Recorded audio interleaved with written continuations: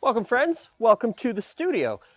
No recipe today because we got a delivery. So let's get it onto this hand truck and into the studio.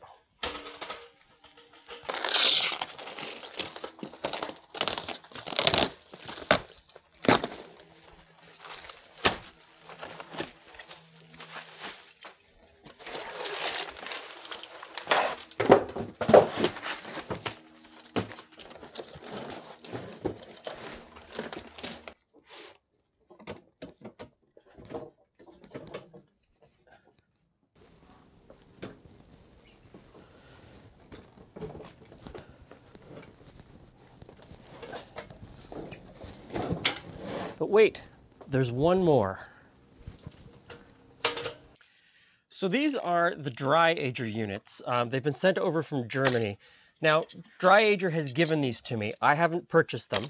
They have been so kind to send me 2 of these units. They're not paying me to use them. They're not paying me to talk about them. They've made no restrictions on what I can say about them. They are totally confident in their product, that they sent these with absolutely no restrictions. So I get to use them for the next year, year and a half for dry aging projects here on the show, but also they're very versatile. You can use them to make sausages, charcuterie, dry aging meats or dry curing meats. So let's get these unboxed and see what they look like.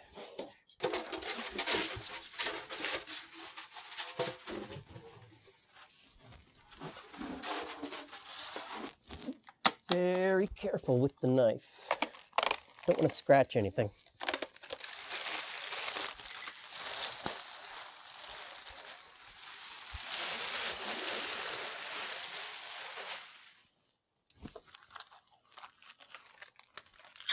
Now, I know there's going to be a lot of people in the comments section who are going to give me a hard time because I didn't do this with one of the DIY solutions.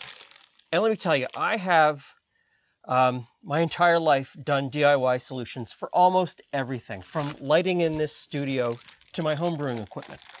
And while it's great to do that fussing, and I love that fussing and finding stuff out, I also find in the end it's often not that much cheaper when you factor in the time to buy the parts, put the parts together, realize that some of the parts that you bought didn't work together, get other parts, replace them, and then also you end up with this, it's always going to chance.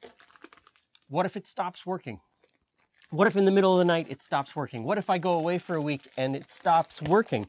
I know this solution is bulletproof. And when I'm going to put food in it to eat, that's what I'm looking for, a bulletproof solution, especially shooting this show. So I decided that these guys were my best option.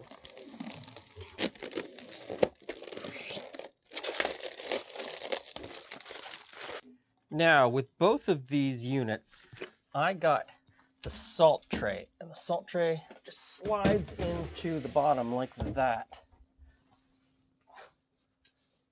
Okay, so I've got them roughly in place. This is where they're going to live. I'm going to lift this one up so that they're aesthetically the same height, because that's pleasing to me, and I'll build something to do that over the next couple of days.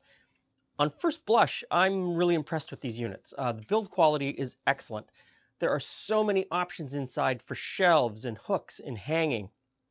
So you can, for smaller cuts of meat, put them on a shelf. For larger primals, you can hang them off of these hooks inside the units. The temperature control is extremely precise, as well as the humidity. You can really dial in your numbers exactly where you want them to be. One of the reasons I chose these units is they are specifically built for doing what I want them to do, and that is dry age meat and dry cure salamis and charcuterie. The interior plastic is coated with an antimicrobial to keep the inside clean, which is a problem in a do-it-yourself solution. There's lots of nooks and crannies and little cracks where things grow that you don't want to grow. The interior of this unit has been designed with this purpose in mind, so I'm never going to have any problems with things growing inside that I don't want growing inside. Another reason I chose it is that there's an air circulator, and this air circulator draws air through charcoal carbon filters, and it has a UVC lamp inside there that zaps anything. So as it's circulating the air, it's cleaning it, which I think is absolutely amazing. And another reason I chose it is the humidity level. I don't have to add water or take water away. This unit automatically controls humidity, adds water when needed, takes it out when needed. I don't have to run a water line to it. I don't have to refill a tank. I don't have to empty a tank. Seamless operation from a professional designed unit. And so a lot of people are going to be asking, why bother dry age meat? What does it bring to the table? Dry aging allows the enzymes inside the meat to start breaking it down, which intensifies the flavor and softens it. And at the same time, you lose a little bit of moisture, which helps to intensify the flavor even more. And so by doing it at home, I'm going to be able to play with different types of meat for different aging periods and see what really works for me, what sort of flavors I like, what I can get out of the meat. So stick with us over the next 18 months as we experiment with these two cabinets.